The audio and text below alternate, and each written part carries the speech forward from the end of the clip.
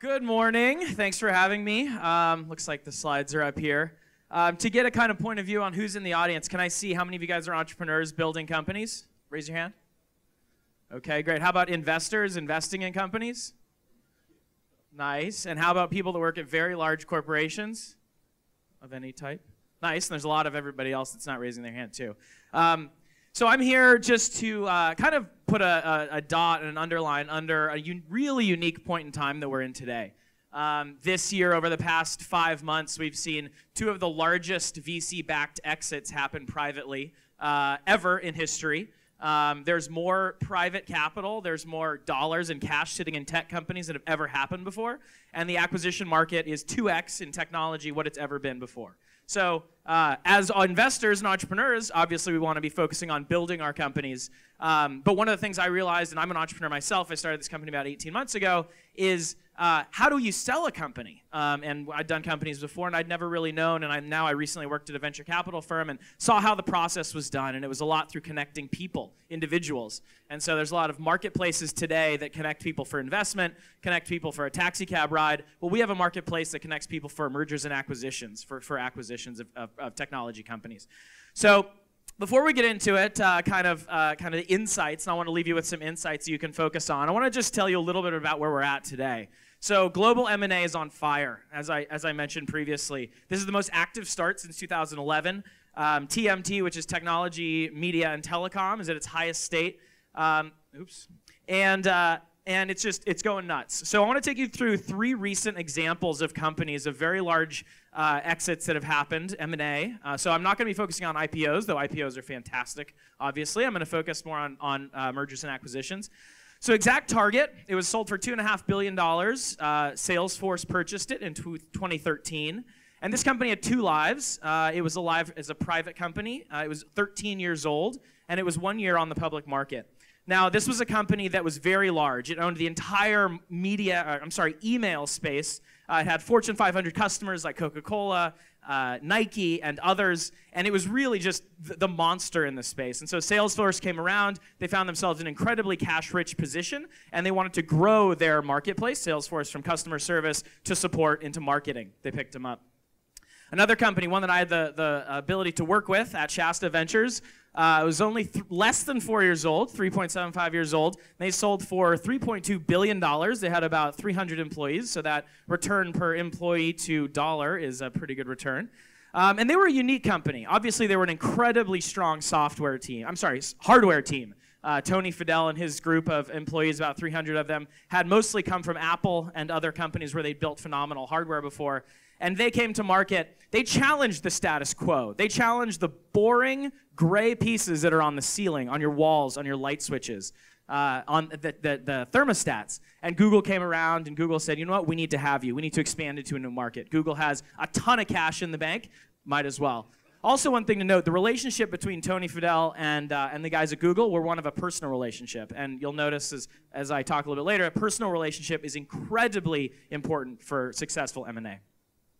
And then, of course, WhatsApp. This one just sky-high blew everything out of the water. There's no explanation for it. I'm sure Mr. Zuckerberg could give a wonderful one. But from an analyst perspective, this is one of insane engagement. The most interesting thing that I realized was that actually WhatsApp was sending 50 billion messages a day, which surpasses the SMS message volume that goes across all global telecom carriers.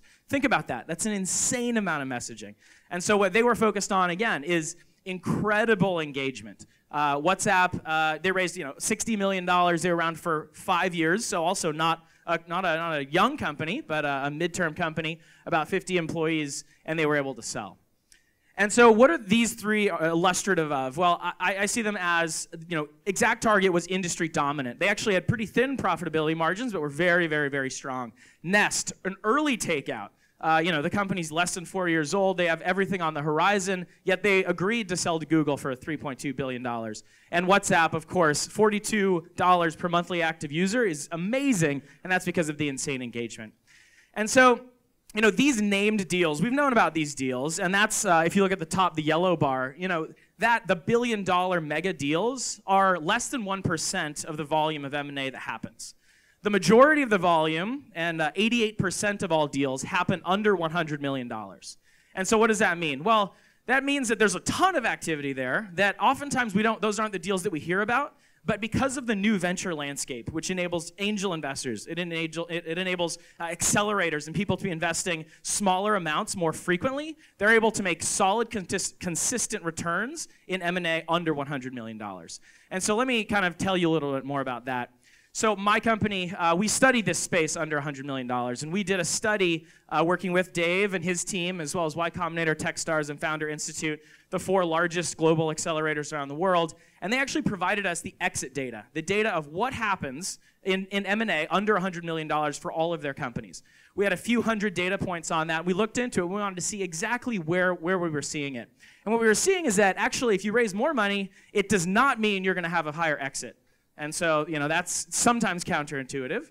And if you want all the details, xround.com/data, you can get it all. But the best return on capital was companies that had raised between 2 and 3 million, as well as 5 to 10 million. Companies that exited in the consumer space had an ROI of about 9 on average, and the enterprise about 21 on average. That's not surprising. In consumer, oftentimes you have binary outcomes. Either it sells or it goes to 0. In enterprise, oftentimes you're focused on revenue and monthly recurring revenue.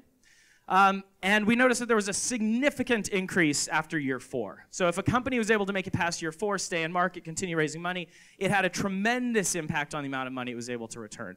And so we have it's a 20-page report. You can download it later and read it. But the point I'm trying to make is that you're able to make a lot of money in M&A within private technology companies all across the spectrum, from the $10 million exit to the $19 billion exit.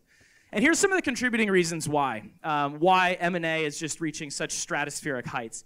And one of the reasons is because coming out of a global recession, 2007, 2008, during those times, large companies often cut back on spending. The place they most actively cut back is in research and development. They stop paying for those researchers to be inventing new things. Well, when you come out of that, you have more predictable economics, you have more predictable revenue streams coming in. Those large companies realize that they want to come back into the game, and they want to start acquiring new technologies that are being built during that time. And they look at M&A as a way of augmenting their R&D strategy, so they're looking to purchase. Secondly, right now, the cash-rich tech majors, I'll say a data point in a sec, or I'll show it in a sec, but the 25 top technology firms around the world have a combined cash value of $832 billion sitting in their bank accounts. What are they going to do with that? You have activist investors who are private equity firms. You have other investors telling them they need to be investing that, making their companies better. Where's that $832 billion going to go? Potentially into your portfolios. Think about that. One of the other contributors we see to increased technology M&A, and that is non-tech companies out there. We're talking entertainment companies, retail companies, manufacturing companies, hospitality companies that are not core technology businesses are waking up and realizing that they need technology in their business. They realize that they need a better software interface for their customers via a mobile phone. They realize they need more effective data, instrumentation, and workflow for people inside the company. Can they create that themselves? Yes, they can, but often they're looking to go buy a company. Buy a company who's an expert in that space, bring them in and integrate it. Back to the new venture landscape, it's incredibly, well, it's getting easier to start a company. It's not easy to start a company, don't get me wrong, but it's getting easier. It's cheaper. There's more investors out there. And so enabling people to start companies also means that there's an opportunity for point solutions to go through acquisitions. Where previously companies needed to have very grand, large business plans, now there's a lot of acquisitive companies coming out there to figure out how they can buy companies easier and more cheaply. I'm sorry, not more cheaply, but... So quickly, let's look at global tech M&A. Massive, again, a lot of these numbers I've talked about before. I thought, so Ernst & Young, in their report for 2014, what is 2014 going to look like? And they said that technology M&A is going to be strong at worst and blockbuster at best. This was before WhatsApp happened. This is before Nest happened. And this is on track, obviously. Here in Asia, there's an increased insurgence. Inbound M&A, which is acquisition activity from foreign dollars coming into Asia, is at its highest levels ever. As a corollary, U.S. outbound M&A is at the highest levels ever as well. $169 billion this year being deployed outbound into the rest of the world to buy companies. Technology M&A since last year is already 2 times what it is what we had the year before. And so, as a part of our business, we spend a lot of time talking with entrepreneurs looking to sell business, so we spend a lot of time with CEOs and corporate development professionals looking to buy businesses. And so I want to kind of give you a few actionable insights in what you can do to position your company. What type of companies are these buyers looking for? And so, as I mentioned, there's $832 billion sitting around looking to be deployed. Internet market share growth is slowing, but mobile is on a stratospheric peak. So how can you think about taking advantage of the mobile users and monetizing mobile users? The great cloud migration, in just 5 years, cloud, the market size of dollars being spent in cloud is 3x. And so if you think about those three companies that I talked about before, how are they really doing it? How did they get into the market? They're disrupting the status quo. They're leading in mind share. They're the companies that people are always talking about. I think PR and being able to be actively talked about at the top of people's mind is underrated. I think that's an incredibly important thing to be able to do. Having a great product is also important. That lends naturally to that. But growing engaged user base and making sure you have a quick growth rate, not necessarily the largest, oftentimes makes these guys pay attention to you. And so, the three companies we talked about: market share, how can you get mobile users, and how can you switch over to the cloud? And so some kind of just three leaving you with slides of traits of successful M&A. So of the companies and all the M&A companies we've talked to, the relationships between the buyer and seller were nearly 3 years old by that point. It's a common thought from entrepreneurs that, hey, I'm never going to talk about selling my company. I'm going to just continue building my company, which is what you should do. But you may want to think about it. You may want to list all your competitors, your partners, those people who you could potentially talk to who may be good acquirers for you, and start building relationships with them. The head of Corp Dev at Twitter we speak with oftentimes, and she says, I want to meet people the day they start their company, and I want to watch them build their company so that 3, 4, 5 years down the line, once we have a great relationship, we can jump into a conversation as opposed to the seller or the startup coming to the door trying to pound it down. So start relationships early. Oftentimes you wouldn't think of your competitors as people you want to talk to, but in fact, actually, they're the ones that are going to know your business and value your business the best. So don't share your IP, don't give them everything, but think about how can you get close to them? How can they understand the value so that in the case you want to pull the trigger, you can? Oftentimes at events like these, you run into corporate development professionals, corp dev people who work at large companies, and they're fantastic. Work with those people, but also find the internal champion. Oftentimes, the corp dev person is an air traffic controller that's trying to figure out how do you manage the target company, the startup, within the larger ethos of the corporation. What you want to do is you want to find the CEO, you want to find the GM of a business unit who's there that loves your business and needs to have your business. Because that end and final decision point that is made within the buyer company is the GM of a business unit pounding the table saying, this is why we need to spend hundreds of millions of dollars, billions of dollars to have this company be a part of us. So find that internal champion, build relationships with them. M&A is a tricky process. Don't think you can do it all yourself. Have a great lawyer. In some cases, if it's a tricky transaction, you may want to have a banker involved. But think about optimizing for speed.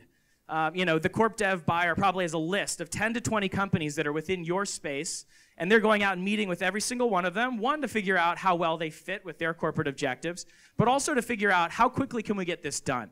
As a deal maker, how quickly can I get this done? And so think about the things you can get done in advance, so by the time you get into a process, you don't have to kind of get held up by that. So a lot of that is legal. A lot of that is making sure your employee agreements and whatnot are up there. We have a bunch of blog posts on our blog about how to prepare for that sort of stuff.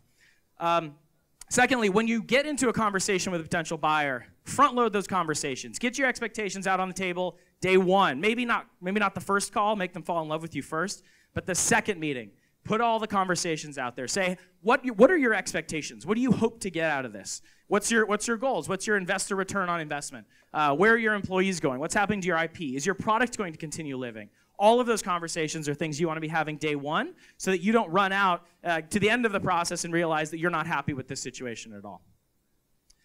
And what to expect is you may just want to start building relationships. Well, always have a deck, always have a story. As entrepreneurs, we do, no matter if we're talking at a conference, sharing with an investor, an advisor, or potentially talking with someone who could buy your business. Think about that story. Think about how your business fits into the business of another's.